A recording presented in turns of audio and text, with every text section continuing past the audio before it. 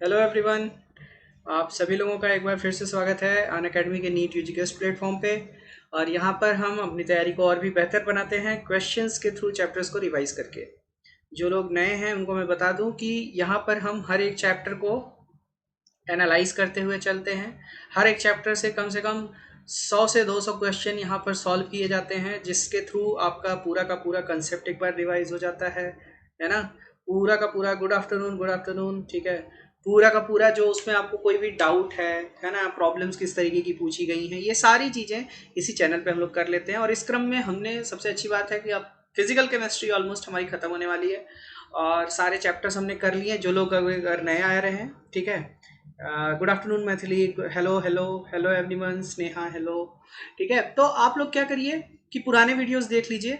अभी हमारा physical chemistry का लास्ट चैप्टर चल रहा है, केमिकल काइनेटिक्स। सरफेस केमिस्ट्री में पहले करा चुका हूँ। ठीक है, तो केमिकल काइनेटिक्स, जैसा कि हम लोग यहाँ हर चैप्टर में क्या करते हैं, सर प्लीज़ इस सीरीज़ को कंटिन्यू रखना, बहुत हेल्प होती है। बिल्कुल कंटिन्यू रखूँगा, आप लोग ज़्यादा से ज़्यादा लाइक शेयर करेंगे तो कंटिन्यू रहेगी। ठीक है, ऑर्गेनिक मैंने स्पेशल में शुरू कर दी है, तो आप लोग प्लीज़ ऑर्गेनिक जिसको पढ़नी है वो स्पेशल पे आ जाया करो 11 से 12। ठीक है, केमिकल काइनेटिक्स यहाँ हर चैप्टर का हम सबसे पहले कुछ सैम्पल क्वेश्चंस करते हैं, फिर इसके बाद पीवाई यूज़ करते हैं। तो अभी केमिकल काइनेटिक्स के सैम्पल में देखा जाए तो हम लोगों ने पार्ट 1 कर लिया है, कल पार्ट 1 हो चुका है। अब आज जो होगा, अभी ये पार्ट 2 होगा। ठीक है, तो पार्ट 2 देखते हैं केमिकल काइनेटिक्स का क्या क्या है। So let's crack it. और ये सारे जो वीडियोस के आपके पीडीएफ हैं वो सब आपको टेलीग्राम लिंक पे मिल जाएंगे, और टेलीग्राम लिंक आपको डिस्क्रिप्शन बॉक्स में दी हुई है। ठीक है, सो आप लोग चुपचाप केवल पढ़ाई पे ध्यान दीजिए यहाँ पर, है ना। और आपको बाकी जितने भी ये नोट्स वगैरह हैं ये सब कुछ मैं टेलीग्राम पे शेयर करता रहूँगा, उसका चिंता करने का ज़रूरत नहीं है। अब आज का लेक्चर स्टार्ट करने से पहले एक कुछ फॉर्मेलिटी है, हम वो पूरी कर लें। ठीक है, जो लोग नए आ रहे हैं उनको मैं बता दूं, मेरा नाम शुभम श्रीवास्तव है और मैंने अपनी पोस्ट ग्रेजुएशन कर रखी है बनारस हिंदू यूनिवर्सिटी से। और इसके साथ ही साथ मेरी ऑल इंडिया रैंक 22 रह चुकी है CSIR नेट के एग्जामिनेशन में, और पिछले 7 से ज़्यादा सालों से मैं आप जैसे बच्चों को पढ़ा रहा हूँ। सो उम्मीद करता हूँ कि आप सभी लोगों के लिए मेरा ये लेक्चर काफ़ी हेल्पफुल होगा, है ना। मेरी बस यही कोशिश है कि आप लोगों के लिए एग्ज़ाम का जो बर्डन है वो थोड़ा कम कर दूँ। ठीक है, बैठा के पढ़ा दूँ आप लोगों को। और अगर आप अपनी तैयारी को लेके और भी सीरियस हैं, अगर आप और भी बेटर वे में पढ़ाई करना चाहते हैं, please go for the plus subscription. Plus subscription एकदम अलग है। ठीक है, आपकी जो ये यूट्यूब की क्लासेस होती हैं, यूट्यूब की क्लासेस से बहुत ही अलग इन्वायरमेंट वहाँ मिलता है। ठीक है, new student please tell me the schedule. मैं नुपुर सारा शेड्यूल बता दूंगा। ठीक है, सारा शेड्यूल बता दूंगा, डोंट वरी। सो अभी प्लस सब्सक्रिप्शन आप लोग ले लीजिए। प्लस सब्सक्रिप्शन पे आप लोगों को बहुत बेनिफिट्स मिलेंगे। ठीक है, और इसके साथ ही साथ आप अगर देखिएगा तो आप अगर प्लस सब्सक्रिप्शन लेते हैं आपको डेली लाइव क्लासेस मिलेंगी, आपको एक वेल ऑर्गेनाइज्ड कोर्स मिलेगा। आपकी तैयारी अच्छी जा रही है कि नहीं जा रही है, वो लाइव टेस्ट और क्विजेस होंगे उसके लिए। और अगर आपका कोई लेक्चर मिस हो जाता है, सो आपको वहाँ पर डाउनलोडेड वीडियोस भी अवेलेबल होते हैं, आप उनको भी इजीली एक्सेस कर सकते हैं। तो तैयारी में आपकी किसी प्रकार की कोई बाधा उत्पन्न नहीं होगी। गुड आफ्टरनून ऋषिका, आ जाइए आ जाइए। ठीक है, प्लस सब्सक्रिप्शन का एक बेनिफिट और है कि आपका जो मॉनिटरिंग है, भैया तुम आ गए चैनल पे, पढ़ रहे हो नहीं पढ़ रहे हो ये पता चलना चाहिए ना, क्योंकि पढ़ाई नहीं करोगे तो चाहे तुम बड़ा से बड़ा प्लान ले लो, you will be a failure. ठीक है, प्लस सब्सक्रिप्शन पे फ़ायदा ये है कि आपका जो टीचर है आपसे कनेक्टेड रहेगा। ठीक है, वो कंटिन्यूसली आपको जो है मॉनिटर करता रहेगा, वो आपको इंकरेज करता रहेगा। तो plus is very good platform, और खैर पैसा देके कोई आता है तो वो सीरियसली पढ़ता भी है ना। तो Usha, good afternoon, good afternoon. So please go for the plus subscription. Plus subscription आपको बहुत महंगा पड़ेगा भी नहीं, आप देख सकते हैं 2 साल का कोर्स के लिए बस आपको इतना देना है, और ये सारी चीज़ें आप EMIs में भी दे सकते हैं, तो it's not going to be a burden for you, है ना। I will not encourage anyone for these plans, क्योंकि ये प्लान्स आपको बहुत महंगे पड़ेंगे। ठीक है, तो और इनसे कोई फ़ायदा भी नहीं होने वाला, क्योंकि देखो 2 महीने में कोई तैयारी नहीं होती है। KD इस सीरीज़ को शेयर कर दो और अपने फ्रेंड्स को भी लेके आओ। हाँ देखो, ऋषिका सही बता रही है। और तो कम से कम आप लोग 1 साल या 2 साल के प्लान के लिए जाइए। ठीक है, 1 साल 2 साल के लिए प्लान जाएंगे तो ही फ़ायदा है। ठीक है, और जब भी आप जाते हैं तो प्लीज़ मेरा कोड SHUBH यूज़ करना ना भूलिए, इससे आपको इंस्टेंट 10% डिस्काउंट मिलेगा। ठीक है, तो उम्मीद करता हूँ सबको ये समझ आ गया होगा। तो प्लीज़ आप लोग प्लस सब्सक्रिप्शन के लिए जाइए, अगर आप ये कंटिन्यू करना चाहते हैं, मैं भी कंटिन्यू करना चाहता हूँ इस सीरीज़ को, तो please go for the plus subscription, please go for this code, है ना। ये कोड आप इवन जो आपके जानने वाले लोग हैं उनको भी बता सकते हैं। ये केवल नीट यूजी के लिए नहीं वैलिड है, ये किसी भी एग्जाम में चलेगा ये कोड, ठीक है। किसी को रेलवे की तैयारी करनी है वो भी लगा सकता है, किसी को आईएएस की तैयारी करनी है वो भी यूज़ कर सकता है। So please it will be a great help for me अगर आप लोग इसको शेयर करते हैं या इसको यूज़ करके आप लोग प्लस सब्सक्रिप्शन लेते हैं, ठीक है। तो अब मैं शुरू करता हूँ आज का चैप्टर, ठीक है। आज का चैप्टर अपना स्टार्ट होगा, कंटिन्यूएशन में चलेंगे। मैं हमेशा आप लोगों से कहता हूं कि यहाँ हम लोग क्वेश्चन सॉल्यूशन कर रहे हैं, क्वेश्चन सॉल्विंग कर रहे हैं, तो मोटा मोटा आइडिया आप एक बार लेके आया कीजिए चैप्टर का, कीजिए ठीक है, चैप्टर में क्या था, है ना। तो 25 क्वेश्चन तो लास्ट टाइम हम लोग कर चुके हैं, अभी शुरू करते हैं। बहुत ही ईजी क्वेश्चन है, ठीक है। If initial concentration of the reactant is doubled, the time for half reaction is also doubled, ठीक है। The order of the reaction is, so कल मैंने बताया था आप लोगों को कि T half is equal to a naught upon 2 के होता है फॉर जीरोथ ऑर्डर रिएक्शन, ठीक है। और यही एक रिएक्शन होती है, यही एक रिएक्शन होती है जिसमें जिसमें कंसंट्रेशन पे डिपेंडेंसी डायरेक्टली होती है, ठीक है। तो अगर टी हाफ डायरेक्टली प्रोपोर्शनल है, जैसा कि यहाँ कहा है कि अगर हमने रिएक्टेंट की कंसंट्रेशन को डबल किया है तो हाफ लाइफ भी डबल हो जा रहा है। इसका क्या मतलब हुआ, t half is directly proportional to a naught, और t half is directly proportional to a naught किस केस में होता है, जीरोथ ऑर्डर रिएक्शन के केस में होता है। तो यानी कि हमारी ये रिएक्शन क्या हो जाएगी, जीरोथ ऑर्डर हो जाएगी। फर्स्ट ऑर्डर होता तो वो डिपेंड ही नहीं करता, ठीक है। फर्स्ट ऑर्डर का हाफ लाइफ इनिशियल कंसंट्रेशन पे डिपेंड करता ही नहीं है। हाँ ऊपर तुम पूछ रही थी ना कि टाइमिंग क्या होता है, तो ए ऑप्शन इसका करेक्ट है, सबको समझ आ गया। मैं 11 बजे से 12 बजे तक स्पेशल क्लासेस लेता हूँ, वहाँ ऑर्गेनिक रिवाइज करवाता हूँ, ठीक है।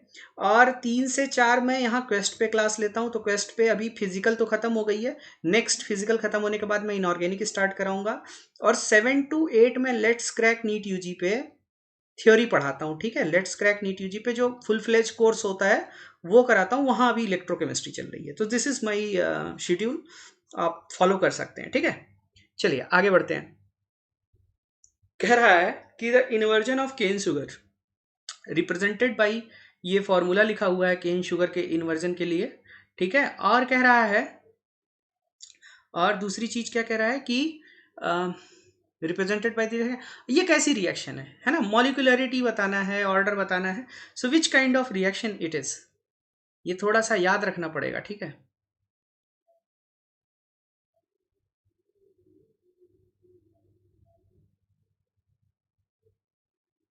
बताइए क्या ऑप्शन करेक्ट होगा, बताइए बताइए बताइए।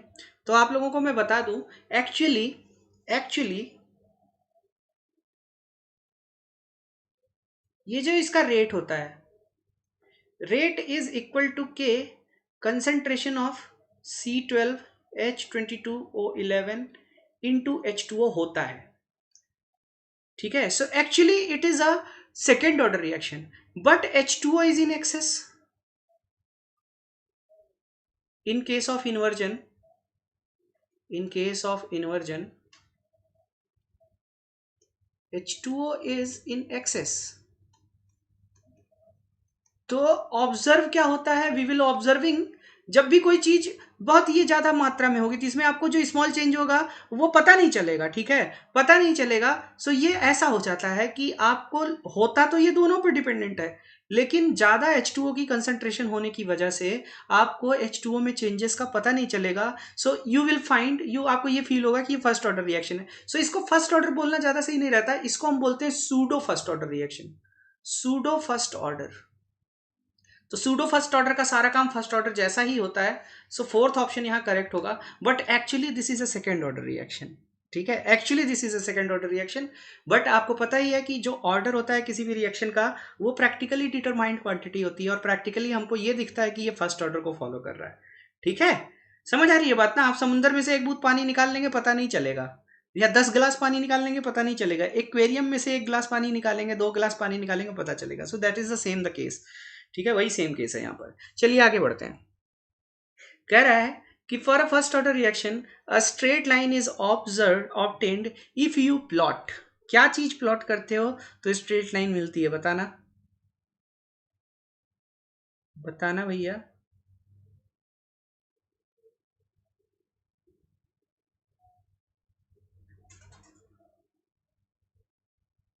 आंसर करो तब मैं आगे बढ़ूं यार। आंसर करिए ना जल्दी से। देखिए फर्स्ट ऑर्डर रिएक्शन जो होता है, फर्स्ट ऑर्डर रिएक्शन में dA/dt जो होता है, ठीक है, minus dA/dt is equal to के होता है, ठीक है, minus dA/dt is equal to के होता है। तो अब यहाँ कंसंट्रेशन के साथ डायरेक्टली आप टाइम का रिलेशन लीनियर नहीं बता सकते। और जब हम इसको सॉल्व करते हैं, व्हेन वी सॉल्व दिस, हमको सॉल्व करने पे क्या मिलता है, हमको सॉल्व करने पे ये क्या मिलेगा यार, माइनस dA/dt हो जाएगा और इज इक्वल टू के dt हो जाएगा। मैं थोड़ा सा लेंदी सॉल्व करता हूँ हमेशा। ln a is equal to minus K T होगा कि नहीं होगा, ये आएगा कि नहीं आएगा। So this is the concentration, this is time. तो अगर हम log of concentration versus time का ग्राफ प्लॉट करें, so this will be a straight line but with a linear slope, ठीक है। So log of concentration versus time का जो slope होगा, अरे लाइन होगी, वो लीनियर होगी, हैविंग अ नेगेटिव स्लोप। सो यहाँ फर्स्ट ऑप्शन करेक्ट आएगा। 1 बाई कंसंट्रेशन वर्सेस टाइम नहीं आएगा बेटा, आप देख लो ना, माइनस dA/a कर रहे हो, सो आपने dA को इसका मतलब नेग्लेक्ट मार दिया है, जो कि नहीं कर सकते है ना, ठीक है। So a option will be correct, be very careful, है ना। चलिए आगे चलते हैं। कह रहा है कि which order reaction obeys the expression t half proportional to a, बताइएगा बताइएगा।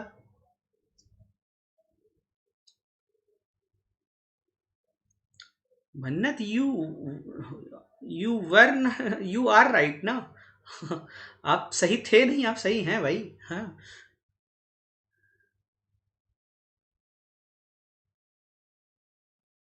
ठीक है, क्वेश्चन देख लिया सब लोगों ने। सो एक जनरल एक्सप्रेशन होता है, जनरल एक्सप्रेशन क्या होता है, जनरल एक्सप्रेशन होता है कि T half is proportional to 1 - n, ठीक है, ऐसा कुछ होता है, ये एक्सप्रेशन होता है, ठीक है। तो जब आप इसको सॉल्व कीजिएगा तो 1/a अगर ये आ रहा है, सो इसका मतलब क्या हुआ, if T half found to proportional to 1/a, यानी कि a पावर -1, सो इसका क्या मतलब हुआ, 1 - n is equal to -1, n is equal to क्या आ गया, 2। तो ऐसा एक्सप्रेशन अगर आ रहा है, सो इसका मतलब आपकी रिएक्शन का ऑर्डर क्या है, सेकेंड ऑर्डर है। सो इसका मतलब n वैल्यू कितनी आ जाएगी, ये option number 2 will be the correct one. बढ़ते हैं आगे। किसी को कोई डाउट तो नहीं हो रहा है, सबको समझ आ रहा है ना, किसी को कोई प्रॉब्लम किसी तरीके की तो नहीं है। चलिए, कह रहा है कि a graph of T half versus initial concentration A is for, ऐसा पाया गया है। तो ये किस तरीके की रिएक्शन के लिए होगा, जल्दी बता दीजिए, जल्दी बता दीजिए, बिना देखे कुछ, जल्दी आंसर करिए, जल्दी आंसर करिए। यहाँ तो यूट्यूब पे मैं पोल नहीं क्रिएट कर पाता हूँ, वहाँ पोल क्रिएट करने में बड़ा मजा आता है यार। मुझे बड़ा मजा आता है। चलिए देखिए, सो आप यहाँ क्या देख पा रहे हैं कि T half is independent of concentration,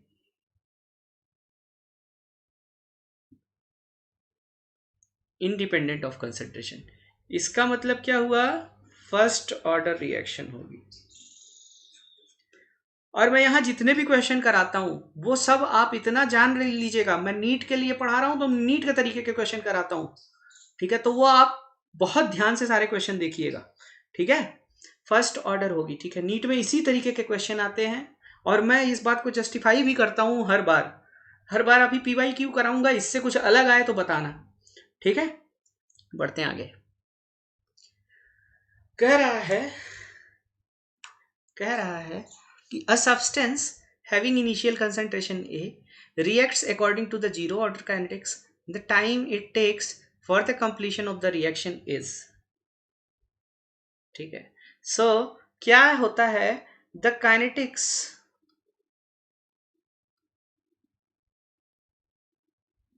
for zeroth order reaction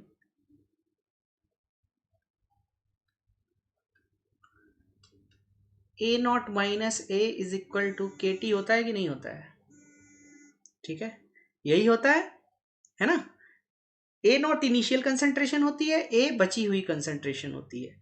so on completion,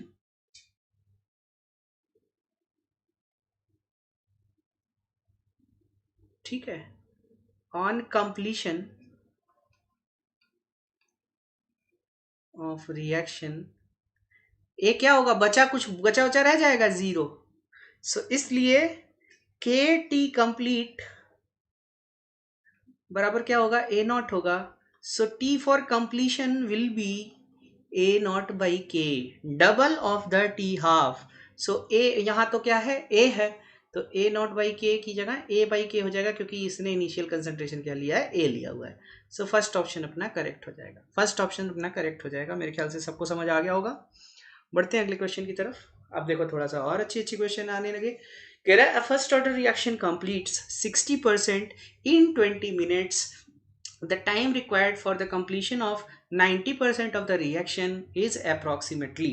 ठीक है, सो आप ये जान लीजिए, whenever you are going to solve a question related to first order kinetics, you must know what is the empirical relation, what is the empirical equation for a first order kinetics। वो क्या होती है, k is equal to 2.303 divided by t log of a naught divided by A naught minus x, जहां पर ए not क्या होता है, जहां पर ए नॉट इनिशियल कंसंट्रेशन होता है, और एक्स क्या होता है, जितना कंप्लीट हो गया। X is extent of completion, extent of completion, ठीक है। और के क्या होता है, टेम्परेचर डिपेंडेंट होता है, के तो बदलता है नहीं थ्रू आउट द रिएक्शन, अगर आप टेम्परेचर ना बदलो। सो कह रहा है कि 2.303 डिवाइडेड बाई 20 मिनट्स, इतने में रिएक्शन कितना परसेंट कंप्लीट हुई है, 60% कंप्लीट हुई है। सो ये क्या हो जाएगा, a naught divided by A naught minus 0.6 a naught, है ना, कंप्लीशन, एक्सटेंट ऑफ कंप्लीशन ही तो है। तो अपना आ गया ये k is equal to 2.303 divided by 20 log of, ये कितना आ जाएगा यार, a naught divided by 0.4 a naught, है ना, तो ए नॉट से ए नॉट कैंसिल हो जाएगा, और 1 डिवाइडेड बाई 0.4 का मतलब क्या होता है, 10/4 यानी कि 5/2 है, ये वैल्यू आएगी। सो अपना एक इक्वेशन ये हो गया, के की वैल्यू अपने को पता चल गई। कह रहा है कि अब 90% कंप्लीशन पे कितना टाइम लग जाएगा। सो यार के इज इक्वल टू हम मान लेते हैं टी टाइम लगेगा, तो 2.303 divided by T log of A not, 90% completion हो जाएगा। So what will be the remaining amount, 0.1 A naught होगा ना भैया, तो ये क्या होगा, 10 टाइम्स चला जाएगा, लॉग 10 की वैल्यू क्या होती है, 1 होती है। सो यहाँ से t इज इक्वल टू आ जाएगा तुम्हारा 2.303 डिवाइडेड बाई के। वाई, बिकॉज लॉग इसकी वैल्यू कितनी हो जा रही है, 1 हो जा रही है। क्यों 1 हो जा रही है, लॉग 10 की वैल्यू 1 होती है। तो k की वैल्यू आप पुट करेंगे जब, तो 2.303 डिवाइडेड बाई 2.303 लॉग ऑफ 5/2, है ना, और ये चला गया 20। सो अपना आंसर जो आ रहा है वो आ रहा है 20 डिवाइडेड बाई लॉग 5। लॉग 5 की वैल्यू होती है 0.7, और लॉग टी की 2 की वैल्यू होती है 0.3। ठीक है, ये क्या है, लॉग 5 है। मुझे एक्चुअली वैल्यूज याद है, आपको वैल्यूज दी रहेंगी, टेंशन मत लेना, ठीक है। और ये है लॉग 2, तो 0.7 में से 0.3 आप घटा दीजिएगा, कितना आ जाएगा, है 0.4 आएगा ना। सो यानी कि 20 डिवाइडेड बाई 0.4 यानी कि 200 डिवाइडेड बाई 4 यानी कि कितना आ गया, 50 मिनट्स, ठीक है। सो 50 मिनट में 90% कंप्लीट हो जाएगा। अगर 20 मिनट में क्या होता है, 60% कंप्लीट होता है आपका फर्स्ट ऑर्डर रिएक्शन। ये सेकंड ऑर्डर होता कुछ और होता, जीरोथ ऑर्डर होता तो कुछ और होता, ठीक है। मेरे ख्याल से सबको समझ आ गया होगा। बढ़ते हैं आगे। कह रहा है कि the half life period of a substance is 50 minutes at a certain initial concentration. When concentration is reduced to 1/2, half life is found to 25 minutes. Order of the reaction is, so from the data what you can observe, जरा बताइएगा क्या answer होगा इसका, जरा बताइएगा, इस पे अभी डिस्कशन हो चुका है, what should be the answer, इस पे अभी अभी डिस्कशन हुआ है कुछ देर पहले।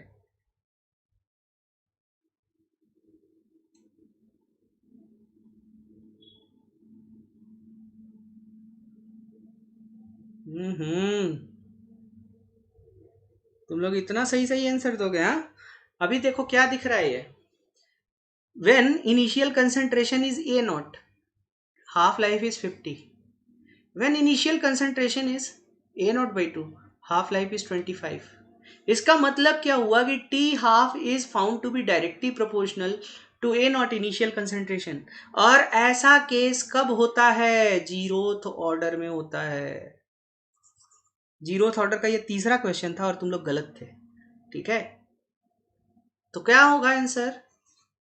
Option 1 will be the correct one. This will be following zeroth order kinetics. Zeroth order kinetics follow करेगा भैया। गलत बताए थे तुम लोग। सी ऑप्शन कोई बता रहा है, कोई फर्स्ट ऑर्डर बता रहा है।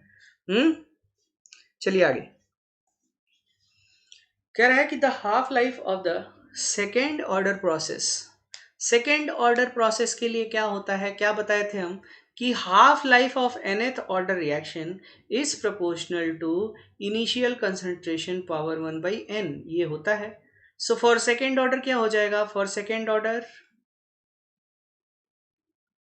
T half will be proportional to 1/a, ठीक है। तो इंडिपेंडेंट ऑफ इनिशियल कंसंट्रेशन, ये बिल्कुल सही नहीं है, ठीक है।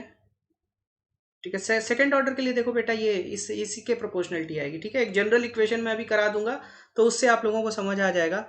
डायरेक्टली प्रोपोर्शनल टू नहीं, inversely proportional to initial concentration, बिल्कुल सही, ठीक है, बिल्कुल सही। तो third option will be the correct one, third option will be the correct one, ठीक है। बढ़ते हैं आगे। कह रहा है कि the rate law for the reaction, ठीक है, is given by rate is equal to इतना। तो ये क्या बता रहा है कि ये जो रिएक्शन है इसका रेट केवल और केवल आरसीएल की कंसंट्रेशन पे डिपेंड करता है, एनएओएच की कंसंट्रेशन पे डिपेंड नहीं करता। मतलब it is a first order reaction with respect to क्या? आरसीएल, ठीक है। तो अब कह रहा है कि रेट पे क्या क्या फर्क पड़ेगा, ठीक है। तो आप ये बताइए, double on doubling the concentration of NaOH। तो भैया अगर इस पे NaOH पे डिपेंडेंसी नहीं है, तो आप NaOH की कंसंट्रेशन को चाहे 100 टाइम्स कर दीजिए, चाहे बढ़ा दीजिए 100 टाइम्स, चाहे 100% 100 टाइम्स रिड्यूस कर दीजिए, there will not be any effect on the concentration. So this is wrong. Halved on reducing the concentration of alkyl halide to 1/2। तो एल्काइल हैलाइड पे डिपेंड कर रहा है, डायरेक्टली डिपेंड कर रहा है। तो अगर हम हाफ करेंगे तो रेट भी क्या होगा? हाफ होगा, बिल्कुल सही। Decreases on increasing the temperature, unaffected by increasing the temperature. So temperature बढ़ाने पे क्या होती है? रेट बढ़ती है, ठीक है। Unaffected by increasing the temperature, ये भी रॉन्ग है। So both are wrong. आपका करेक्ट क्या होगा? Second option will be the correct answer, second option will be the correct answer. बढ़ते हैं अगले क्वेश्चन की तरफ। क्या है कि the rate constant for the forward and backward reactions of hydrolysis of ester are इतना, और इतना इतना है सब कुछ। The equilibrium constant for the reaction is. So ये जो क्वेश्चन हमको दिया हुआ है, ये क्वेश्चन में आपसे काइनेटिक्स से ज्यादा जो कंसेप्ट यूज हुआ है वो इक्विलिब्रियम कांस्टेंट वाला यूज हुआ है। तो हम लोगों ने पढ़ा रहा होगा जब हमने केमिकल इक्विलिब्रियम पढ़ी होगी। सो वहां होता है के सी इज इक्वल टू के एफ अपॉन के बी, ठीक है। कि इक्विलिब्रियम कांस्टेंट जो होता है वो फॉरवर्ड रेट कांस्टेंट और बैकवर्ड रेट कांस्टेंट का जो आप रेशियो लेते हो, ठीक है, रेशियो लेते हो, उसके बराबर आता है, उसी के बराबर आता है ना, ठीक है। तो अब अगर हम देखें तो हमारा के एफ कितना दिया हुआ है? फॉरवर्ड का कितना दिया हुआ है? 1.1 दिया हुआ है, 1.1 इंटू 10⁻⁻² दिया हुआ है। और डिवाइडेड बाई के बी, बैकवर्ड का कितना दिया हुआ है? 1.5 इंटू 10⁻³ दिया हुआ है। सो अल्टीमेटली ये कितना आ जाएगा? 11 डिवाइडेड बाई 1.5 आएगा, या कह लो 11 डिवाइडेड बाई 3/2, यानी कि 22/3। सो ये आ जाएगा 7.3 के आसपास आएगा, 7.33। So first option will be the correct one, first option will be the correct one. Okay, सबको समझ आ गया होगा मेरे ख्याल से, ठीक है, सबको आ गया होगा समझ में। बढ़ते हैं आगे, बढ़ते हैं आगे। क्या है क्वेश्चन? कि कह रहा है कि for a reaction A to B, it has been found that the order of the reaction is 0 with respect to A. Which of the following expression correctly describe the reaction. So अगर आपका rate, देखिए फिर से मैं करा दे रहा हूं, rate का मतलब क्या होता है, da/dt हो जाएगा ना यहाँ पर। And it is found that कि k/0 तो इसका मतलब क्या हुआ, बराबर k। तो अपना dA इज इक्वल टू क्या आ जाएगा, k/dt आ जाएगा। k/dt को आप इंटीग्रेट कर दीजिए a0 से a तक, और इसको इंटीग्रेट कर दीजिए 0 से t तक, तो क्या आएगा, minus a0 minus a is equal to kt आएगा कि नहीं आएगा। And this is the kinetics for zeroth order की काइनेटिक्स होती है। और टी हाफ कितना आता है इसका, a0/2 के आता है। सो टी हाफ की भी बात कर रहा था तो हमने, ये देखो ये फर्स्ट ऑर्डर की काइनेटिक्स है ना, ये फर्स्ट ऑर्डर के लिए टी हाफ है, ये सेकंड ऑर्डर के लिए टी हाफ है। तो अपना जो जीरोथ ऑर्डर का काइनेटिक्स है वो क्या है, सेकंड ऑप्शन है। सेकंड ऑप्शन यहाँ करेक्ट हो जाएगा। बढ़ते हैं आगे। करा a sample of radioactive substance undergoes 80% decomposition in 345 minutes, its half life in minutes is। ठीक है भैया, तो आप ये देखिए रेडियो एक्टिव सब्सटेंस है। So all the radioactive, आप लोगों को याद होगा, all the radioactive decay follows, क्या फॉलो करते हैं, first order kinetics, first order kinetics का फॉलो करते हैं।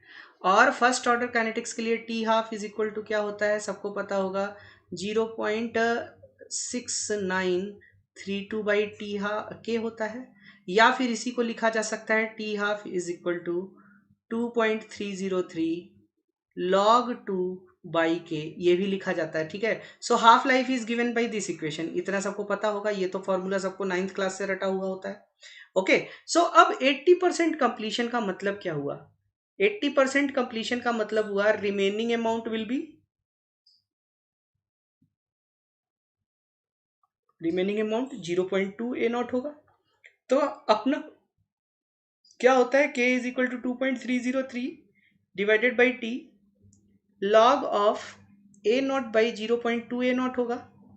सो ये log ऑफ 5 आ जाएगा, तो k इज इक्वल टू कितना आ गया, 2.303 डिवाइडेड बाई टी दिया हुआ है 345 मिनट्स, है ना, और ये आ गया log 5 आया। तो यार k इज इक्वल टू क्या होता है, k इज इक्वल टू होता है, k इज इक्वल टू होता है 2.303 log 2 divided by T half, ये हो जाएगा 2.303 log 5 डिवाइडेड बाई 345। तो यार यहाँ से 2.303 कट जाएगा, तो T half is equal to कितना आ गया, टी हाफ आ गया अपना कितना, 345 into log 2 divided by log 5। So log 2 divided by log 5 कहाँ दिया हुआ है, log 2 डिवाइडेड बाई log 5 या ln 2 divided by ln 5 first option में दिया हुआ है। अपना फर्स्ट ऑप्शन यहाँ करेक्ट हो जाएगा। ये एक अच्छा क्वेश्चन था, क्योंकि ये जो फॉर्मेट था क्वेश्चन का, जो रेगुलर फॉर्मेट होता है उससे थोड़ा सा हटके पूछा हुआ था। ठीक है, तो प्लीज इसको अच्छे से करिएगा आप लोग। ठीक है, समझ आ गया होगा सबको कि कैसे सॉल्व किया गया है। क्लियर होना यार सब लोग, यस और नो बोल तो दो। ए ऑप्शन करेक्ट होगा, सबको क्लियर है ना, किसी को किसी प्रकार की शंका तो नहीं है, समस्या तो नहीं है,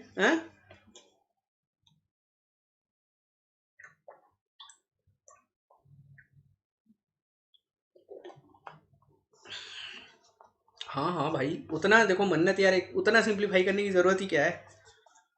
अच्छा भाई, चलो अच्छी बात है, चलते हैं आगे।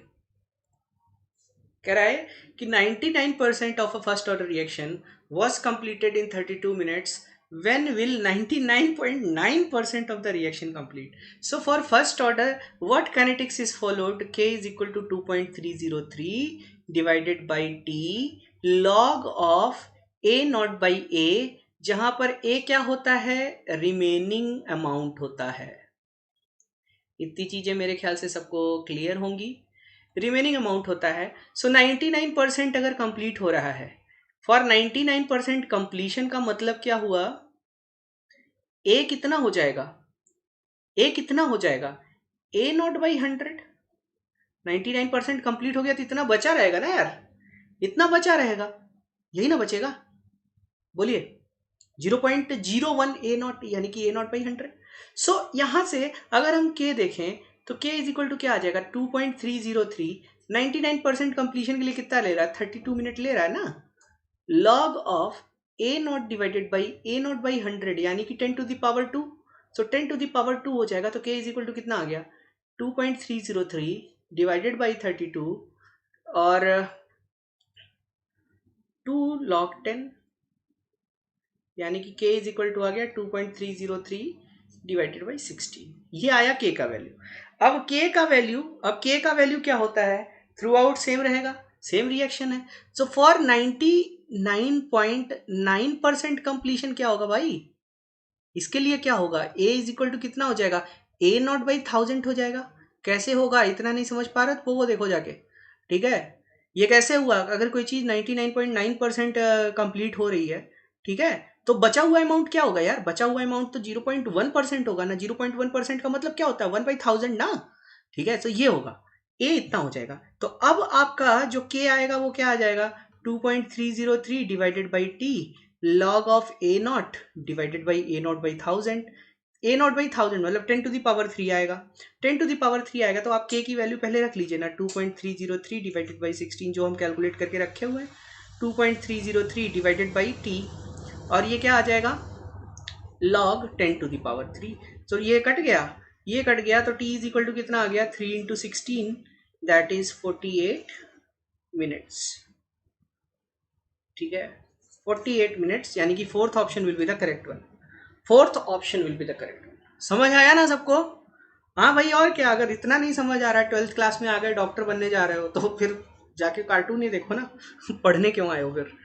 चलो देखते हैं, ये हमको जरा आप लोग आंसर करके बता दीजिए, ये हमको आंसर करके बता दीजिए। Check which of the following statement is false, ठीक है, आपको फॉल्स स्टेटमेंट चेक करना है, कौन सा स्टेटमेंट फॉल्स होगा।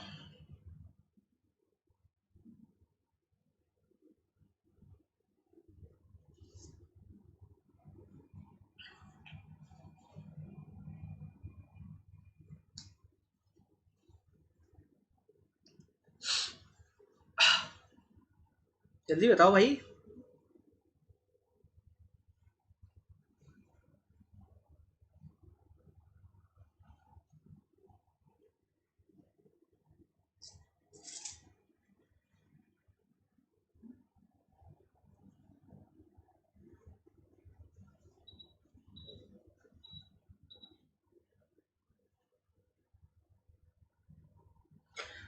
कोई जवाब नहीं मिला मुझे अभी तक। देखिए देखिए मुझे ही बताना पड़ेगा। कह रहा है check which of the following statement is false, ठीक है। कह रहा है catalyst does not differentiate between the forward and backward reaction. बिल्कुल, कैटलिस्ट करता क्या है, कैटलिस्ट अगर रिएक्शन का बैरियर ये था सो क्या कर देता है, ये कर देता है, तो वो जितने एक्सटेंट से फॉरवर्ड रिएक्शन को घटाया उतने एक्सटेंट से बैकवर्ड को भी घटाता है। सो आपका जो कैटलिस्ट होता है वो फॉरवर्ड और बैकवर्ड के बीच में किसी तरीके का डिस्क्रिमिनेशन नहीं करता। This is a totally correct statement, ठीक है। अब कह रहा है large activation energy associated with low reaction. जितनी ज्यादा एक्टिवेशन एनर्जी होगी उतना ही ये तुम्हारा जो कह लो हाइट है ना, थ्रेशोल्ड एनर्जी है वो उतनी हाई होगी। थ्रेशोल्ड एनर्जी जितनी हाई होगी रिएक्शन उतनी क्या होगी, स्लो होगी, क्योंकि उस इफेक्टिव कोलिजन एनर्जी को पाने के लिए ज़्यादा एनर्जी चाहिए होगी उसको, ठीक है, तो रिएक्शन स्लो हो जाएगी। तो ये हाइट जितनी ज़्यादा हो जाती है, समझ लो ये पहाड़ की, ठीक है, बैरियर की, उतना ही रिएक्शन स्लो हो जाती है। तो यानी कि ये भी सही कह रहा है। Correct, maximal distribution of velocities remains unaltered under all the condition of temperature and pressure. तो ये बेसिकली आपका आ गया कहाँ से, ये आ गया states of matter. Gaseous state पढ़ना, गैसियस स्टेट रियल गैसेस में या नहीं, गैसेस मॉलिक्यूलर वेलोसिटीज में। सो मैक्सिमल डिस्ट्रीब्यूशन कर्व ऐसे आता है ना, वेल शेप कर्व आता है। टेम्परेचर बढ़ाते हो तो ऐसे हो जाता है और आगे बढ़ता जाता है। सो भाई टेम्परेचर का इफेक्ट क्यों नहीं पड़ता है ना। मैक्सवेल डिस्ट्रीब्यूशन कर्व में वेलोसिटीज बहुत हद तक चेंज हो जाती हैं टेम्परेचर और प्रेशर चेंज करने पे। तो ये कहना कि अनअल्टर्ड रहता है ये बिल्कुल गलत है, ये बिल्कुल ही गलत है, सरासर गलत है। Catalyst does not affect the equilibrium state, बिल्कुल सही कह रहा है। कैटलिस्ट किसी तरीके का कोई भी बदमाशी नहीं करता, ठीक है, केवल रिएक्शन की रेट को फास्ट या स्लो कर देता है इक्विलिब्रियम कांस्टेंट वही रहने देता है। तो थर्ड स्टेटमेंट इज रॉन्ग, और if it is wrong statement it is the correct option, है ना। तो थर्ड ऑप्शन सही था यहाँ पर। बढ़ते हैं आगे। अर्हेनियस पैरामीटर ए डिपेंड्स ऑन, तो सब लोग को पता है ना के इज इक्वल टू क्या होता है, ए E to the power minus ये अपॉन आर टी होता है, ये तो सब जरूर जानते होंगे। तो यहाँ ए, ये प्री एक्सपोनेंट फैक्टर का बात कर रहा है। बताओ ये क्या होता है, प्री एक्सपोनेंट फैक्टर क्या होता है, जल्दी बताओ।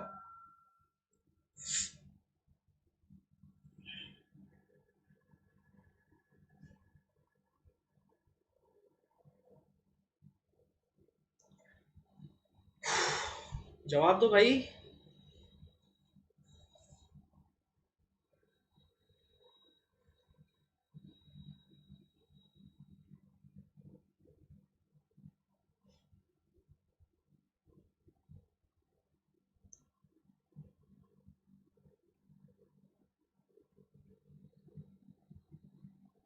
किसी का जवाब नहीं आया। हम्म।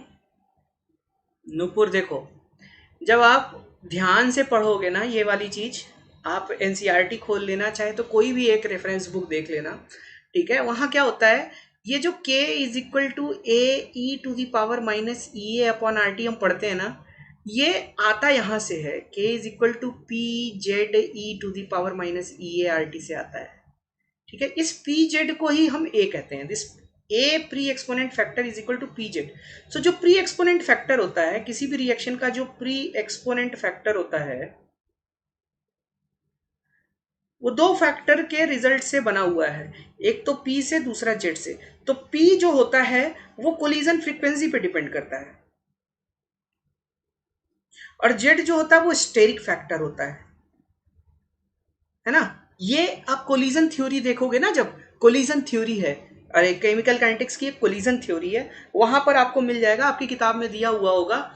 तो स्टेरिक फैक्टर, जब कोई चीजें रिएक्ट कर रही है ना, तो दो रिएक्ट क्या होगी क्या नहीं होगी, ये दोनों बातों पे निर्भर करता है ना, कि फ्रीक्वेंसी कितनी है कोलिजन की, और क्या साइज है, किस डायरेक्शन से आ रहे हैं, ये दोनों फैक्टर्स पे डिपेंड करता है। So steric factor and collision frequency both are the determining factors for Arrhenius parameter या फिर pre exponential factor of any reaction. So ये भी सही है, ये भी सही है। अब ये सिंगल ऑप्शन करेक्ट था, तो कौन सा ऑप्शन मार के आओगे, थर्ड ऑप्शन मार के आओगे, both are correct. Okay, both will be the correct answer. चलिए बढ़ते हैं आगे। कह रहा था chemical reaction in which the reactants require high amount of activation energy are generally. So भैया एक्टिवेशन एनर्जी हाई होगी तो आपका ये जो कर्व आएगा ये कैसा आएगा, है ना, हाइट ज्यादा होगी। एक्टिवेशन एनर्जी अगर हाई होगी तो रिएक्शन फास्ट होगी या स्लो होगी। मैदान पे चलना आसान होता है या पहाड़ चढ़ के पार करना आसान होता है, पहाड़ चढ़ के पार करना कठिन होता है ना। सो अभी मैंने बताया कि जितना ज्यादा हाइट होगी इस आपके कर्व की, हाँ हम पढ़ाएंगे लेकिन क्लास में पढ़ाएंगे ना, अभी यहाँ तो क्वेश्चन करा देते हैं पहले, ठीक है। तो जितनी हाइट ज्यादा होगी, जितनी ज्यादा हाइट होगी उतने ही ज्यादा आपका ये क्या होगा, स्लो होगा ना। So slow, if if activation energy is high reaction will be slow, ठीक है। सो फर्स्ट ऑप्शन अपना करेक्ट हो जाएगा, मेरे ख्याल से सबको समझ आया होगा। Okay okay. सो प्लीज आप लोगों से एक निवेदन है कि आप लोग अगर पढ़ना चाहते हैं मुझसे तो प्लीज आप ये कोड SHUB जरूर यूज कीजिए, ठीक है। और प्लस सब्सक्रिप्शन पे जरूर आइए, ठीक है। आप लोग आएंगे तभी मुझे और पढ़ाने का मौका मिलेगा और मैं सारी चीजें बता पाऊंगा, ठीक है। तो प्लीज़ आप इस कोड को जितना ज़्यादा से ज़्यादा यूज़ हो सकता है, या वीडियोस को जितना ज़्यादा से ज़्यादा शेयर कर सकते हैं वो ज़रूर करिए, ताकि आगे भी ये क्लासेस कंटिन्यू रह पाए। ओके, बढ़ते हैं आगे। देखो ये कह रहा है, एक रिएक्शन है, कह रहा है कि for an exothermic chemical process occurring in two steps, ठीक है। ए प्लस बी जो है क्या दिया हुआ है, स्लो दिया हुआ है, और एक्स से ए बी जो दिया हुआ है वो क्या दिया हुआ, फास्ट दिया हुआ है। तो कौन सा ग्राफ इसमें सबसे अच्छे से बता रहा है, बताना जरा, कौन सा ग्राफ सबसे अच्छा होगा इसमें, जो वेल एक्सप्लेन कर पा रहा हो हमारे पूरे रिएक्शन को, बताइएगा भाई। कौन सा ग्राफ है जो बेटर वे में इस पूरे प्रोसेस को एक्सप्लेन कर पा रहा है।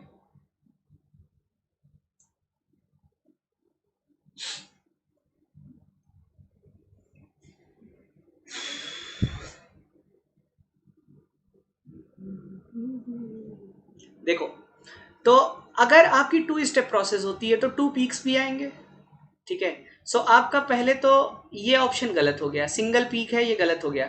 ये सिंगल स्टेप प्रोसेस के लिए होता है। किसके लिए होता है? सिंगल स्टेप प्रोसेस के लिए। तो अब क्या कह रहा है कि जो पहला स्टेप है वो स्लो है और जो दूसरा स्टेप है वो फास्ट है। तो अभी पिछले क्वेश्चन में हमने डिस्कस किया कि हमारा ये जो रिएक्शन प्रोफाइल, ये एनर्जी प्रोफाइल डायग्राम होता है, इस एनर्जी प्रोफाइल डायग्राम में हाइट जितनी ज़्यादा आएगी, हाइट जितना ज़्यादा आएगी मतलब एक्टिवेशन एनर्जी उतनी ज़्यादा रिक्वायर होगी, और एक्टिवेशन एनर्जी जितनी ज़्यादा रिक्वायर होगी रिएक्शन उतनी स्लो होगी। सो अगर हम देखें तो हाइट किसकी ज़्यादा होनी चाहिए? फर्स्ट प्रोसेस की हाइट ज़्यादा होनी चाहिए, सेकेंड प्रोसेस की हाइट कम होनी चाहिए। और यहाँ पे सेकेंड प्रोसेस की हाइट ज़्यादा दे दिया, यानी कि ये क्या है? रॉन्ग है। इसका मतलब ये हुआ कि ये सेकेंड स्टेप को स्लो बता रहा है, जबकि सेकेंड स्टेप क्या है? फास्ट है। So this one is correctly explaining क्या चीज? एक सेकेंड, एक्सोथर्मिक है ना? सो फॉर एक्सोथर्मिक रिएक्शन क्या होता है? For exothermic energy of product is less than energy of reactant. ठीक है, तो एनर्जी ऑफ रिएक्टेंट ज्यादा है एनर्जी ऑफ प्रोडक्ट। ठीक है, तो ये एक्सोथर्मिक भी है, यहाँ से एक्सोथर्मिक भी है, तो ये सही है। ठीक है, दिस वन इज करेक्ट। अगर यही एंडोथर्मिक होता ना, ठीक है, हाँ ऋषि का मैं कर लूंगा। ठीक है बेटा, ठीक है। तो आपका यहाँ पर second option will be the correct answer, second option will be the correct answer. ठीक है, सबको समझ आ गया? ओके। देखो मैं बता दे रहा हूँ, मोटा मोटा ऋषि का समझा ही दे रहा हूँ, तुम इतना पूछ रही हो तो। देखो कोलिजन थ्योरी जो थी, कोलिजन थ्योरी पूरी तरीके से करेक्ट नहीं थी, उसके लिए फिर बाद में ट्रांजिशन स्टेट थ्योरी भी आई थी। तो कोलिजन थ्योरी जो मैं बताने जा रहा हूँ वो आउटडेटेड थ्योरी है, पहली बात। ठीक है, कोलिजन थ्योरी में क्या होता था कि ये कहा जाता था कि यार देखो, रिएक्शन की रेट, सुन रहे हो ना मेरी बात सब लोग? देखो कोई भी रिएक्शन अगर हो रही है, सो रिएक्शन में क्या होता है? रिएक्टेंट से प्रोडक्ट बनता है, और इस दौरान अगर हम देखें सो एटम जस्ट क्या कर रहे होते हैं? अपना नेचर ऑफ बॉन्ड या पोजीशन चेंज कर रहे होते हैं, यही होता है और कुछ नहीं होता। देखो यहाँ ए प्लस बी से ए बी बन गया है ना, ए के बीच पहले बॉन्ड था, बी बी के बीच बॉन्ड था, अब ए बी के बीच बन गया। सो जस्ट क्या हो रहा होता है? एटम एक तरीके के बॉन्ड से दूसरा बॉन्ड बना रहा होता है। तो यार बॉन्ड नया तब तक नहीं बनेगा जब तक पुराना बॉन्ड टूटेगा नहीं, और पुराना बॉन्ड तब तक नहीं टूटेगा जब तक आप उसको एनर्जी प्रोवाइड नहीं करोगे। ठीक है, सो कोलिजन थ्योरी के दो जो है, दो बेसिक पॉइंट्स थे। उसका एक तो ये कहना था कि a reaction will take place only if there will be an effective collision. ठीक है, रिएक्शन तभी होगी जब वहां पर क्या होगा? इफेक्टिव कोलिजन होगा। Now what does it mean by the term effective collision? Effective collision का मतलब होता है कि ऐसा कोलिजन, ऐसा कोलिजन जो उस बॉन्ड को क्या कर दे? तोड़ दे। तो अब इफेक्टिव कोलिजन किन बातों पे निर्भर करेगा कि भाई मैं देखो ये दो चीजें लड़ाना चाह रहा हूं, ठीक है, ये दोनों चीजें बहुत स्पीड से आ रही हैं लेकिन ऐसे निकल गई, साइड से निकल गई, टच करके निकल गई, तो क्या वो कोलिजन इफेक्टिव होगा? क्या वो कोलिजन बहुत तगड़ा होगा? दो ट्रेन है, दो बुलेट ट्रेन है, अपोजिट डायरेक्शन से आ रही हैं और बगल से एक दूसरे के निकल जा रही हैं, कुछ होगा? नहीं होगा ना। लेकिन अगर दो पैसेंजर ट्रेन सामने से आके टकरा जाए, so that will result into a very big disaster, है ना, बहुत तगड़ा वाला मतलब ट्रेजेडी हो जाएगी। तो वो उसका कहना था कि इफेक्टिव कोलिजन के लिए दो चीजें होनी जरूरी है। एक तो ओरिएंटेशन, ओरिएंटेशन ऑफ मॉलिक्यूल्स। ठीक है, ओरिएंटेशन ऑफ मॉलिक्यूल का क्या मतलब होता है कि अगर हेड ऑन कोलिजन हो तो सबसे ज्यादा इफेक्टिव कोलिजन होगा, ऑब्लिक कोलिजन होगा, मतलब समझ रहे हो ना, ओरिएंटेशन उनका प्रॉपर होना चाहिए। ठीक है, दूसरा उसने कहा स्टेरिक फैक्टर भी मैटर करता है। ठीक है, अब मान लो मैं चल रहा हूं और मुझसे आके इलेक्ट्रॉन टकरा रहे हैं या प्रोटॉन टकरा रहे हैं, तो मुझे कुछ फर्क पड़ेगा? नहीं पड़ेगा, नहीं पड़ेगा मुझे कोई फर्क इलेक्ट्रॉन मेरा क्या कर लेगा। लेकिन अगर मुझसे आके एक बड़ा सा कोई मतलब जानवर आके टकरा जाए तो मेरा बहुत नुकसान हो जाएगा ना। जबकि देखा जाए तो इलेक्ट्रॉन की स्पीड कितनी थी? मतलब लाखों में थी, और वो जो जानवर आ रहा है वो किलोमीटर की स्पीड में नहीं है, लेकिन मुझे नुकसान होगा ना। सो दो फैक्टर्स पे बहुत तगड़ा निर्भर करेगा, वो क्या होगा? तुम्हारा स्टेरिक और कोलिजन फैक्टर। सो वहीं से वो इक्वेशन बन जाती है। ठीक है, और फिर उसी को बाद में थोड़ा सा और मॉडिफाई कर दिया गया था, जिसमें कहा गया था एक्टिवेटेड कॉम्प्लेक्स थ्योरी, कि कोई भी रिएक्शन होती है सो पहले उसमें क्या बनता है? एक हाईली एनर्जेटिक इंटरमीडिएट क्या बोलते हैं, इंटरमीडिएट स्पीसीज बनती है, जिसको हम क्या कहते हैं? ट्रांजिशन स्टेट कहते हैं या एक्टिवेटेड कॉम्प्लेक्स कहते हैं। ठीक है, तो आप एक बार रिफर कर लीजिएगा, ये थ्योरी वाला पोर्शन था, है ना, न्यूमेरिकल्स तो इसके हो जाएंगे। आई होप इतना सेटिस्फैक्टरी था आपके लिए ऋषिका, क्लियर हो? आगे बढ़ें? हाँ या ना लिख दो, हम आगे बढ़ जाएंगे। और अभी हम केमिकल काइनेटिक्स पढ़ाएंगे ना तुम लोगों को, वहां पर क्या बोलते हैं, लेट्स क्रैक नीट यूजी पे, तो वहां मैं एक पूरा लेक्चर ही रखूंगा, एक पूरा 1 घंटा यही पढ़ाऊंगा केवल, ठीक है? यस और नो बता दो भाई। I am waiting for the comment. चलिए नेक्स्ट क्वेश्चन देखते हैं। कह रहा है chemical process occurring in 2 step plotted as ये, ठीक है? सो 2 स्टेप प्रोसेस है, पहला बात 2 स्टेप प्रोसेस है, ठीक है? दूसरी चीज, 2 स्टेप प्रोसेस होने के साथ साथ, 2 स्टेप प्रोसेस होने के साथ साथ यहां पर अगर हम देखें तो ये रिएक्टेंट्स की एनर्जी और ये प्रोडक्ट की एनर्जी, तो क्या दिख रहा है कि energy of reactant is greater than energy of product, तो रिएक्शन कैसी होगी, एंडोथर्मिक या एक्सोथर्मिक? सो ये एक्सोथर्मिक होगी। सो पहला काम आप ये डिसाइड कीजिए कि एक्सोथर्मिक है या एंडोथर्मिक है। सो अपना ये ऑप्शन तो गलत हो गया और ये ऑप्शन भी गलत हो गया, बिकॉज रिएक्शन एंडोथर्मिक है ही नहीं, एक्सोथर्मिक है, ठीक है? अब अब देखना होगा, ये पीक से, इसकी पीक देखो कम है, इसकी पीक ज्यादा है, तो यानी कि जो फर्स्ट स्टेप होगा वो क्या होगा, फास्ट होगा, और सेकंड स्टेप क्या होगा, वो कैसा होगा, स्लो होगा, ठीक है? सो फर्स्ट स्टेप कहाँ, यहाँ स्लो दिया हुआ है, सेकंड स्टेप फास्ट दिया हुआ है, तो ये भी गलत हो गया। फर्स्ट स्टेप फास्ट होगा, सेकंड स्टेप क्या होगा, स्लो होगा। सो अपना third option will be the correct answer, ठीक है? सो ग्राफ को एनालाइज करना मेरे ख्याल से सबको आता होगा, ग्राफ को एनालाइज कर लोगे सो इस तरीके के सवाल गलत कभी नहीं करके आओगे। ओके भैया, बढ़ते हैं आगे। फिर से वही चीज, बहुत मजा आता है ये ग्राफ वाले क्वेश्चन करने में, बड़ा मजा आता है। कह रहा है कि for the chemical process energies are plotted in the graph, है ना? यहाँ पर आपकी एनर्जी सारी बनी हुई है। सो कौन सा स्टेटमेंट सही है, कौन सा स्टेटमेंट गलत है, जरा एक बार देख के बता दो यार। आंसर दे दो तुम लोग।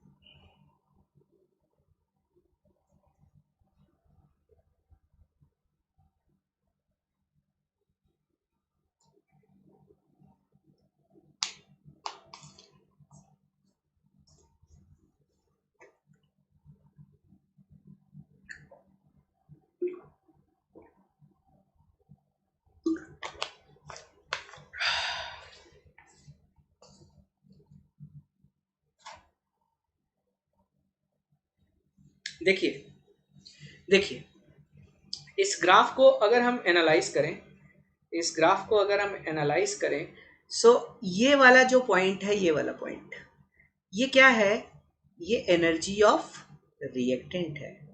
ये वाला पॉइंट अगर हम देखें तो क्या है, एनर्जी ऑफ प्रोडक्ट है, ठीक है? सो आप देख रहे हैं कि energy of product energy of reactant से क्या है, कम है। सो यानी कि ये रिएक्शन कैसी होगी, एक्सोथर्मिक होगी। और delta H of any reaction क्या होता है, प्रोडक्ट माइनस रिएक्टेंट, यानी कि बी माइनस ए होगा। सो इसका मतलब फर्स्ट ऑप्शन करेक्ट है। थ्रेशोल्ड एनर्जी, थ्रेशोल्ड एनर्जी का मतलब क्या होता है, total energy required for the starting of the, मतलब रिएक्शन के होने के लिए जो टोटल एनर्जी रिक्वायर होती है उसको हम कहते हैं ई। तो ई क्या है, ई देखो ये है A plus C, E is equal to, यहाँ दो चीजें हैं, ए प्लस सी भी है और बी प्लस डी भी है, दोनों ही ई को बता रहे हैं। तो यहाँ इसने कहा E is equal to A plus C, यानी कि ये करेक्ट स्टेटमेंट है। और अगला काम कह रहा है कि activation energy of forward direction is less than activation energy of backward direction. So exothermic reaction के लिए ऐसा वैसे होता है, ठीक है? ये तो रटा भी हुआ होगा लोगों को, लेकिन आप यहां से देख भी सकते हैं। ये जो सी है, this is activation energy for forward direction, और ये जो डी है, this is activation energy for backward direction. तो आपको इतनी आंखें तो होंगी, डी बड़ा है कि सी बड़ा है, ऑब्वियसली डी बड़ा है। तो ये थर्ड स्टेटमेंट भी यानी कि करेक्ट है। सो सारे करेक्ट हैं, तो ये सिंगल ऑप्शन करेक्ट आंसर है, तो all of these will be the correct option. Fourth option आपको मार्क करके आना होगा। Okay, fourth option Nupur, fourth option. बढ़ते आगे। कह रहा है क्या कह रहा है कि the rate of a reaction becomes 2 times for every 10 degree Celsius rise in temperature. ठीक है, तो आपको पता होगा temperature coefficient of any reaction is the factor by which the rate of a reaction changes on increasing the temperature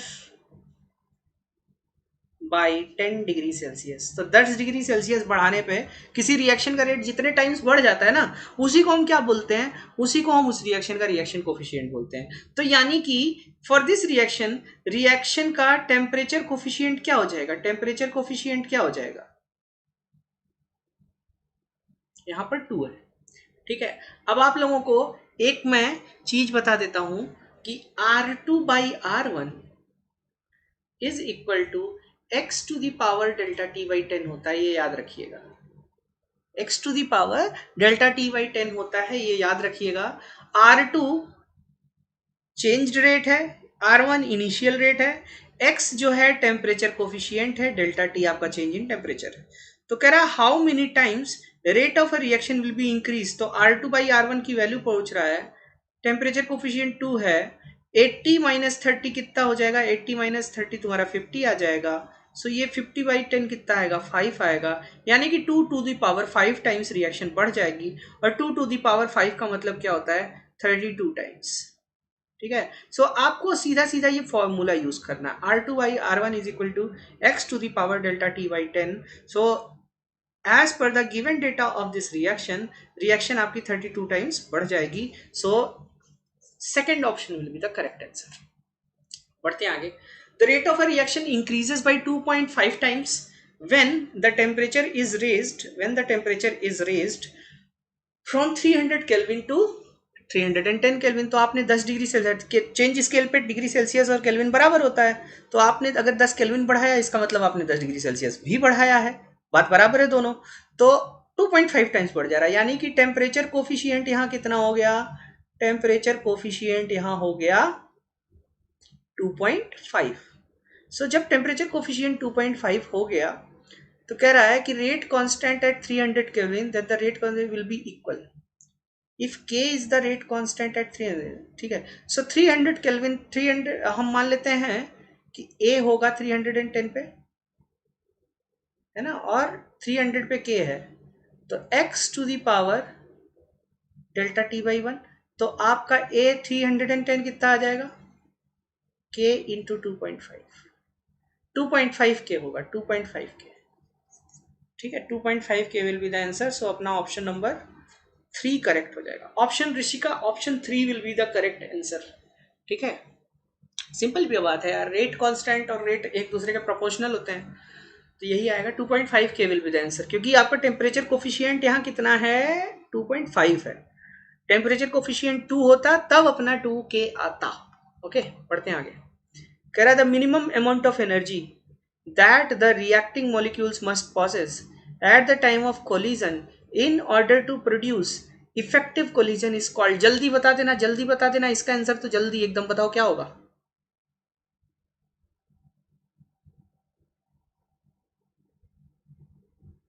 जल्दी बताओ इसका answer.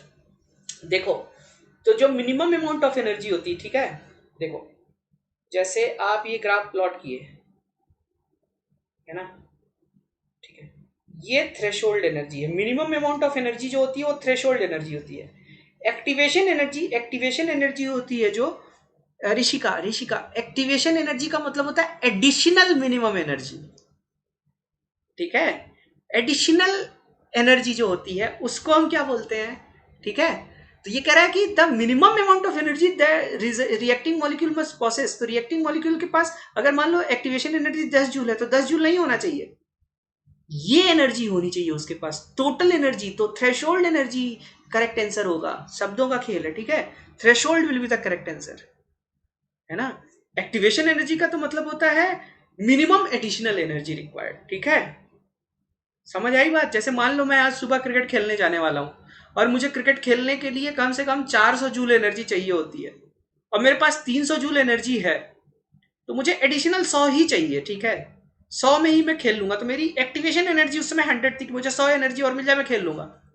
लेकिन खेलने के लिए मेरे पास टोटल एनर्जी कितनी होनी चाहिए? 400 जूल होनी चाहिए। सो यहाँ पर क्या होगा, थ्रेशोल्ड होता है वो एनर्जी जो मिनिमम अमाउंट ऑफ एनर्जी होता है। Additional energy required, additional minimum energy required, उसको हम एक्टिवेशन एनर्जी बोलते हैं। बढ़ते हैं आगे। कह रहा है कि the rate constant for the activation energy and Arrhenius parameter for a chemical reaction are x 10x, है ना? The value of rate constant as a t is tending to infinity will be, ठीक है? तो इसमें अगर देखा जाए, तो हम जानते हैं अर्हेनियस इक्वेशन क्या होता है, k is equal to a e to the power minus E A upon R T, होता है कि नहीं होता है? होता है ना, E A upon R T होता है। तो अब आप ये बताइए मुझे कि रेट कांस्टेंट का वैल्यू दिया हुआ है, रेट कांस्टेंट दिया हुआ है कितना? x। एक्टिवेशन एनर्जी दिया हुआ है कितना? 10x, ठीक है? एंड अर्हेनियस पैरामीटर a दिया हुआ है कितना? 2x, और t भी दिया हुआ है कितना? इंफिनिटी, है ना? इंफिनिटी दिया हुआ है। तो रेट कांस्टेंट की वैल्यू 25 डिग्री सेल्सियस पे दिया हुआ है।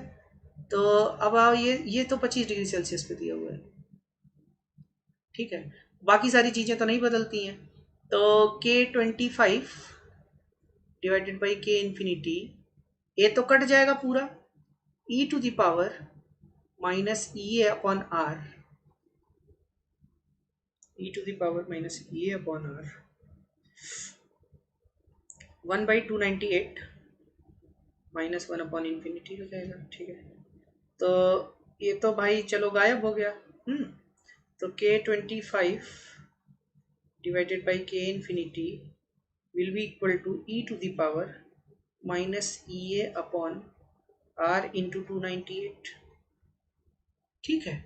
और इसी को हम क्या कहते हैं, ठीक है? इसी को अगर देखा जाए तो k25 को तुम क्या लिख सकते हो? k25 को लिख सकते थे ना, a e to the power minus E A upon R 298 divided by k infinity is equal to कितना आ रहा है? इज इक्वल टू आ रहा है e to the power minus E A upon R 298।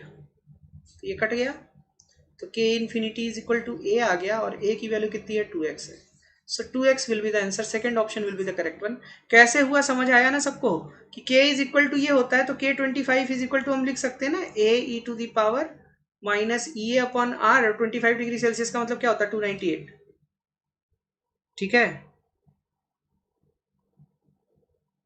समझ आया ये वाला कैसे मैंने किया? समझ आ गया होगा सबको कि यहाँ से ये इक्वेशन बनाई, फिर k25 की वैल्यू यहाँ से उठा के रख दी और ये कट गया। तो अल्टीमेटली मुझे क्या पता चला कि k infinity is equal to a आ रहा है, और a की वैल्यू कितनी दी हुई है? 2x दी हुई है। सो 2x हो जाएगा। जब when t will be tending to infinity, आपका जो रेट कांस्टेंट का वैल्यू होगा वो अर्हेनियस पैरामीटर के बराबर हो जाएगा। ओके, बढ़ते हैं आगे। कह रहा है at a particular concentration the half life of the reaction is 100 minutes. तो t half is equal to 100 minutes दिया हुआ है। When the concentration of the reactant becomes double, half life becomes 25, ठीक है? तो जब आपने कंसंट्रेशन क्या कर दिया, कंसंट्रेशन डबल किया, C से 2C कर दिया। सो ये t हाफ से क्या हो गया? ये t हाफ से कितना हो गया? t हाफ बाई 4 हो गया। तो यहां से कंक्लूजन क्या निकला? कंक्लूजन ये निकला कि in this case t half is proportional to 1 upon concentration का स्क्वायर। यही हुआ ना यार, आपने ये डबल किया, कंसंट्रेशन डबल की, तो ये 4 टाइम्स कम हो गया ना। तो ये कब आता है? t half is equal to, हम जानते हैं कि proportional to a to the power 1 minus n। तो यहां से 1 minus n is equal to क्या आ गया? -2। तो n इज इक्वल टू कितना आ गया? 3। यानी कि the reaction is following third order kinetics. Third order kinetics, ठीक है, क्योंकि हाफ करने पे 50 मिनट्स नहीं हुआ है, हाफ करने पे 25 मिनट हुआ है, यानी कि 1/4 हुआ है। तो 1/4 का मतलब स्क्वायर का इनवर्स चल रहा है, ठीक है। तो 1/a² अगर होता थर्ड ऑर्डर रिएक्शन होती है, यहां से देख सकते हो। Okay, so fourth option will be the correct answer, fourth option will be the correct answer. मेरे ख्याल से समझ आ गया होगा सबको। So thank you for watching my lectures, ठीक है, thank you for watching this quiz, ठीक है।